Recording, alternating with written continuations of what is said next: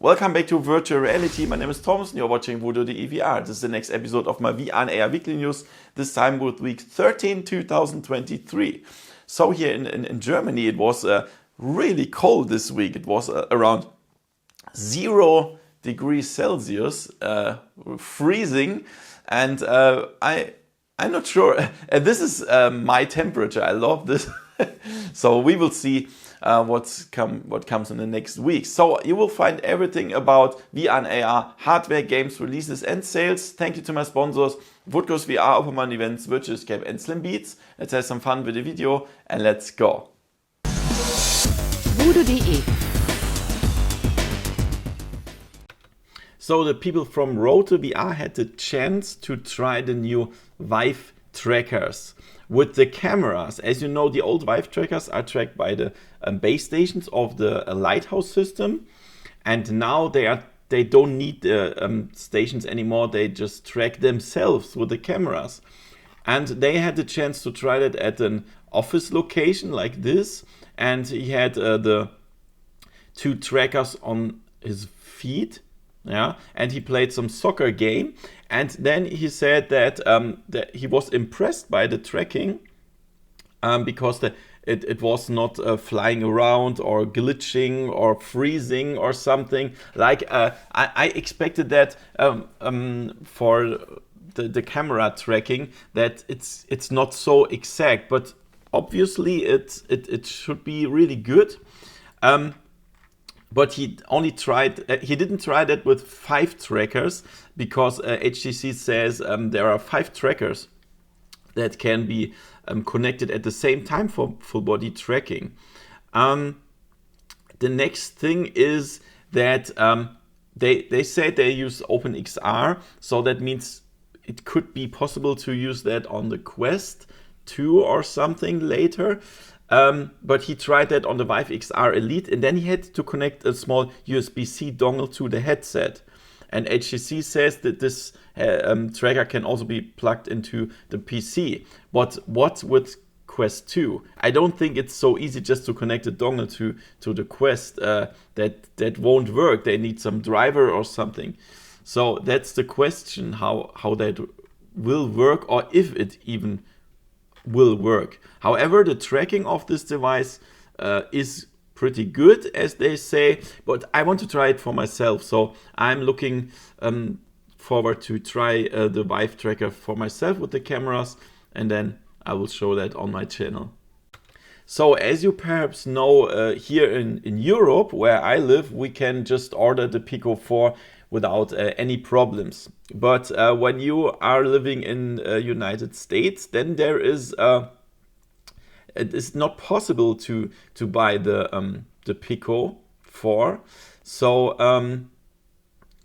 there is a problem with you know, Pico comes from the same sister company than TikTok, and yeah, you know the problem with TikTok and stuff. I don't want to do any political stuff here, but perhaps you read that in the news. And now the delivery is on hold because of TikTok weathering a US congressional hearing this week.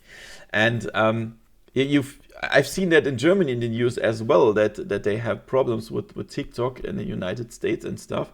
And yeah, we will see if you in the US will be able to order this headset. I'm sure. So on my Amazon Germany account, I can just log into Amazon US and just order my stuff there. I think it's possible the other way around as well. So just go on amazon.de, and then you will be able to log in with your US account and then just order that to United States. Of course, you have to pay some shipping and custom fees and stuff, but it should work. It should work. I will put the German Amazon link in the description below, so you can try it. You can try it, and then you can order the Pico 4. That would be interesting, perhaps. So, guys, let's see how that will continue here with the Pico 4 in the United States. So the new remastered version of Resident Evil 4 is out. Perhaps some of you already played that. And there is already a VR mod for this game. It's so cool on PC VR. And that's the team behind Flato VR and PreyDog. They are so cool. They already managed to do a third-person perspective. Look at this. So it's behind the character's shoulder, and you have 6 degrees of freedom. And then you will be able to play the game in this mode. But they are already working on the first-person mode. But this is so cool. So you can download the mod on GitHub here in this link, and then you will be able to play it. So this is cool. They are so nice guys. Did you already try it? For all Ghostbusters fans, look at this. So you will be able to play a location-based VR experience of Ghostbusters, and that's called VR Arcademy. And you will be able to play that stuff on all hologate locations. Look at this here. And then you have the guns, and then you have the to hunt the ghosts. Really crazy. I really love that. This is how the locations look. Here you see that. And you will see something like this here. Everything is able in this small location there. Really nice. And you also have many locations. So on this page here, you can go to locations, and here you find all the locations on the whole planet. Look, in the United States, we have a lot of them. Even here in Germany, we have a lot of locations, and that's really nice. So perhaps you already tried it out. So this will be the incoming death of the Quest 1 and PlayStation VR 1. It's coming closer and closer. Here's the next game that will drop the support for Quest 1 and PlayStation VR 1, Zenith. It is possible for the PlayStation VR 1 owners to get to their own server shard and then play with the other PlayStation VR 1 players. And but for the Quest users, they will be not able to play the game from September 15th, 2023. So that means I cannot recommend to buy one of these two headsets anymore. It's just doesn't make many sense, especially the PlayStation VR 1, because now the PlayStation VR 2 is out and Sony doesn't have any interest to support that. Also the developers not. The same with the Quest 1. I wouldn't even buy one of them used. Only perhaps the Quest 1 if you want to only connect it to PC. That works. I'm still doing that sometimes in my private apartment. I also have an old Quest 1, and sometimes when I want to try something, I connect that to PC, and then you can play everything. But otherwise, I wouldn't buy the Quest 1 anymore. And as you perhaps know, there will be the Quest 3 coming this year. And then it will be the same thing for the Quest 2. So there will be games that will only be announced for the Quest 3. And after 1 year, some of the games will drop support for the Quest 2. That's everywhere on the whole planet. You cannot use devices longer than some years. It's the same with everything. For example, my smartphone. This is a Pixel 7 Pro from Google, and the generations 4 years ago, they don't get any support anymore. It's the same with Apple and stuff. It's with every device. So you have to buy a new device, I think, every 4 years or so. And then you need a new one. So yeah, we will see. Bigscreen Beyond, that's the very small headset coming from Bigscreen, and the guys from RE4 VR had the chance to try this headset now. And yeah, it's this one. It's very small. It has a really clear display like the Vario Aero, but nobody talked about the field of view.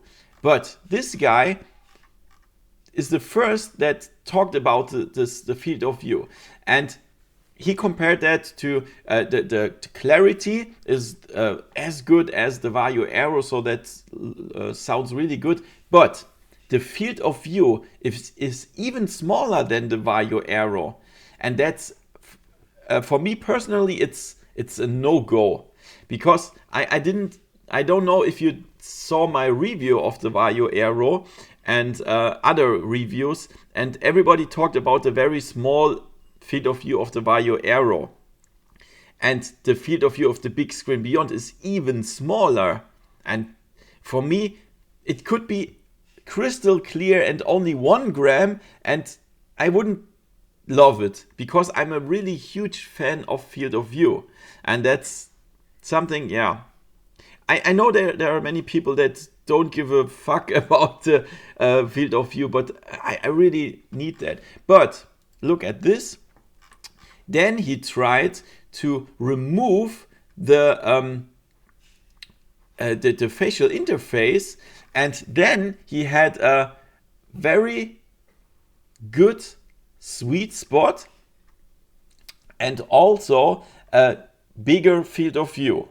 That's interesting. So perhaps we can do some modding.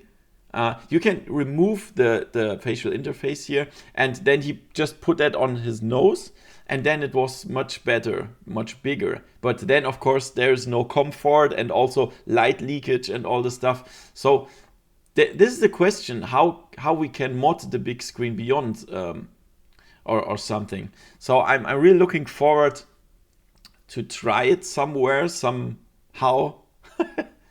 And yeah, so what do you think? Are you a big fan of field of view, or is that just not interesting for you? You just love the comfort and the crystal clear display. So write it in the comments below. There is a new augmented reality headset from Rokid, and the first thing is that you can use it for your home theater. So it will just project a really big screen, so you can watch your movies there. And this is called Rokid Max, and it has 50% larger display than the old Rokid Air. It has 120 Hertz display, and also micro LED 1920 by 1080p. And yeah, it's only 75 gram, and it lowers the light in your room and stuff, so you can watch the movies. And you will be able to order that for $439, and it will arrive in end of April 2023. So sounds interesting. Has a small field of view, of course, because augmented reality. But the question is, do I want to spend over $400 just to watch movies on a virtual display? I don't think so. So I can just order a Quest 2 and sit in a big screen cinema or something, and the Quest 2 can even do games and connect to PC and can do much more. So I don't see any sense of it. It doesn't make sense for me. Or what do you think? Write it in the comments below. So that doesn't look good for Apple. So in the last weeks, I already wrote that told you that it could be announced in June, but it won't. So the chain analyst Ming-Chi Kuo, he's very good. He predicts all the stuff very good, and he said that it will again be delayed to late Q3 2023, as it seems. And the reason is that even Apple themselves don't think that it's a good idea to release this headset now, because of the economic downturn at the moment. Nobody has the money and stuff, and also the mass production has some problems with weight and all the stuff, and also the price is so high, over $3,000. It's just not the right situation to get this on the market. And even for the business I would say that the people that want to use that for their business, they even say, what should we do with this headset? Why should we pay that? And that's what I also asked me the last month. What can we do with this Apple headset? What is the content even for the business section and stuff? I have no idea. And it seems that even Apple themselves have no idea. So we will see. I really hope they will bring something, but it could happen that they will tell us in the next weeks, okay, we put that on ice or something. I don't know. It doesn't look good. But I hope they will bring something, because Apple is doing good products. They don't produce any crap or so. So I hope there will be something. And let's check out the releases this week on Steam. We have The Last Worker. In an automated world where there are thousands of robots, we are the last human worker, and we have to solve some puzzles and all the stuff, some action scenes and some story, and that looks really cool. I already have the Steam VR version of this game, but it didn't work on my Valve Index. I have no clue why. I will try it a little bit more. Otherwise, I can show the Quest 2 version perhaps. I already have that. So yeah, here on the Quest, we also, as I said, we have The Last Worker, but we also have Blockbuster. So we can choose between different monsters, and then we can crush cities with our bare hands. And on the PlayStation VR 2, we also have The Last Worker. That were the releases this week. And let's check out the sales. On Steam, we have VR Regatta. This is a really relaxing sailing simulation. 50% off. VAR Exterminate. This is one of the good VR wave shooters. It's 40% off. And Prison Boss. We have to do some illegal stuff inside the prison, sell drugs and all this shit. 50% off. And on the PlayStation VR 2, we have The Tale of Onogoro, a nice adventure. This is 20% off. So guys, this were the weekly news this week. I hope you like it. Give me a thumbs up, subscribe, and see you next time in virtual reality. See ya. VoodooDE